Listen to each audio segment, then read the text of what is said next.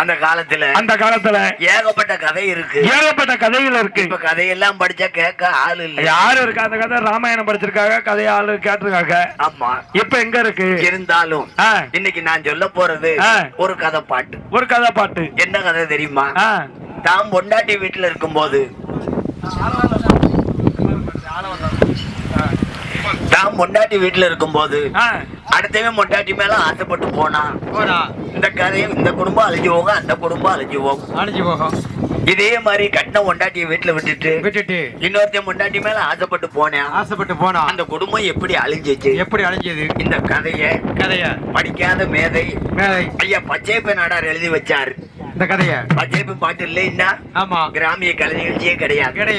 அவர் எழுதின இந்த கதையை படிச்சுட்டு அடுத்த கதைக்கு வருவோம்.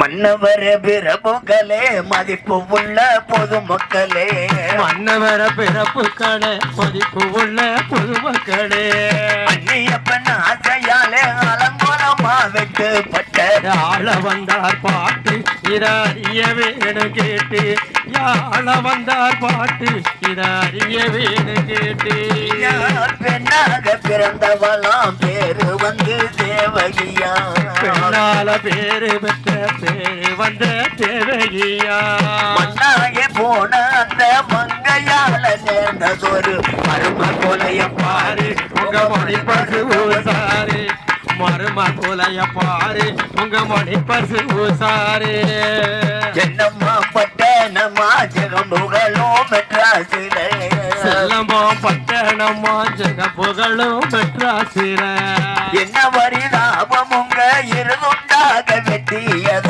இருந்து கதைய கேளுங்க கொஞ்சம் இறைச்சல் போட வேணாங்க, இருந்து கதைய கேளுங்க கொஞ்சம் இறைச்சல் போடாதீங்க, இருந்து கதைய கேளுங்க கொஞ்சம் இறைச்சல் போடாதீங்க, என்னம்மா பட்டணமா ஜெகம்புகளும் மெட்ராசில, செல்லம்மா பட்டணமா செல்லம்புகளும் மெட்ராசில, என்ன மரிதாபம் உங்க இருந்துண்டாக வெட்டியத இருந்து கதைய கேளுங்க கொஞ்சம் இறைச்சல் போட வேணாங்க, இருந்து கதைய கேளுங்க கொஞ்சம் இறைச்சல் போட வேணாங்க, இருந்து கதைய கேளுங்க கொஞ்சம் இறைச்சல் போட வேணாங்க, பட்டணத்தில் பேரு பெற்ற பவுண்டங்கனாயவாரியா, பட்டணத்தில் பேரு பெற்ற பவுண்டங்கனாயவாரியா, திட்டமிட்ட பெண்டுகளை சிறையெடுப்பதில் ஆள வந்தார் தேர்ச்சியான ஆளு அவர் சீரழிவையும் கேளு, தேர்ச்சியான ஆளு அவர் சீரழிவையும் கேளு, பட்டு கேட்டன உண்டு வட்டமிட்டு செல்வது போ, வண்டுகள் பேரை உண்டு வட்டமிட்டு செல்வது போ, கண்ட கண்ட பெண்டுகளை காதல் கொண்டாராள வந்தார், காலை இப்படி போச்சோ உடம்பு கரையா திங்களாச்சோ, காலை இப்படி போச்சோ உடம்பு கரையா திங்களாச்சோ. தம்பி, தமிழ்நாட்டின் தலைநகரம் சென்னை.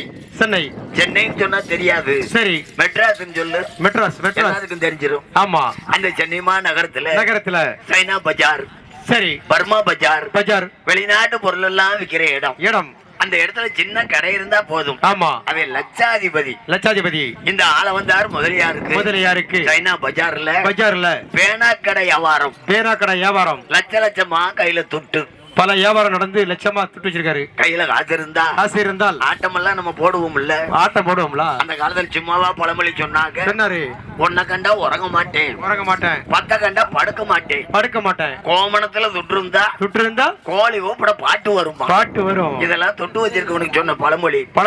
ஆள வந்தாரு விதிவிலக்கா, சரி கையில காசு இருக்குன்னு மனம் போன போக்கெல்லாம் போனாரு. ஒரு கல்யாணம் முடிக்காத இளவட்டம் அப்படி இப்படி போனா வயசு கோளாறு சொல்லுவாங்க, அந்த பையன் அப்படி போயிட்டான். ஆமா, அப்படின்னு விட்டுறலாம்.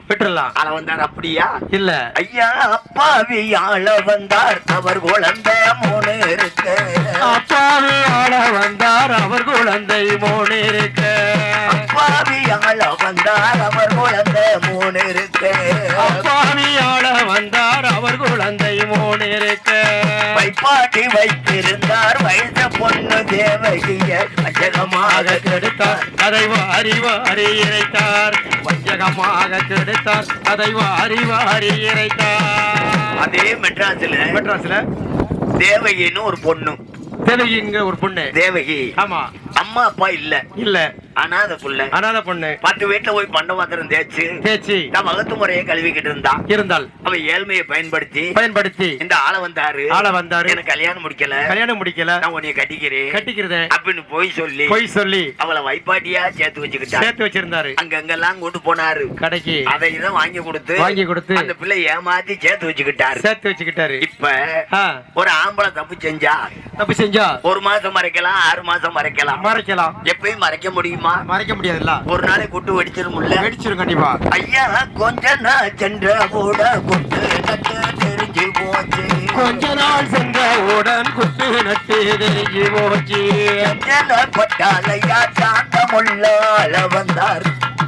சம்சாரமோ கண்டா அது சரியில்லை என்றார். ஐயா சம்சாரமோ கண்டார் அது சரியில்லையே என்றார். சம்சாரமோ கண்டார் அது சரியில்லையே என்றார். பொண்டாட்டிக்கு தெரிஞ்சு போச்சு. கொஞ்ச நாள் கழிச்ச உடனே தெரிஞ்சு போச்சு. தான் புரிச்சேன் இன்னொரு பொம்பளை உன்னால சுத்துறான். எந்த பொம்பளை விடுவா?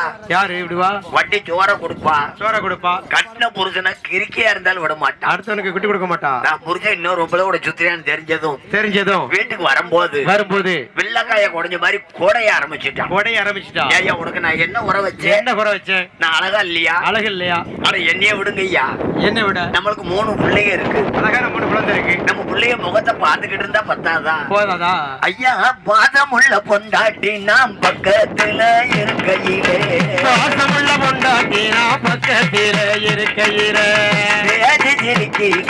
வீட்டுக்குள்ள போட்டி வந்து விசாரித்தனம் செய்ய என்று விடுவாளா என்று வைய.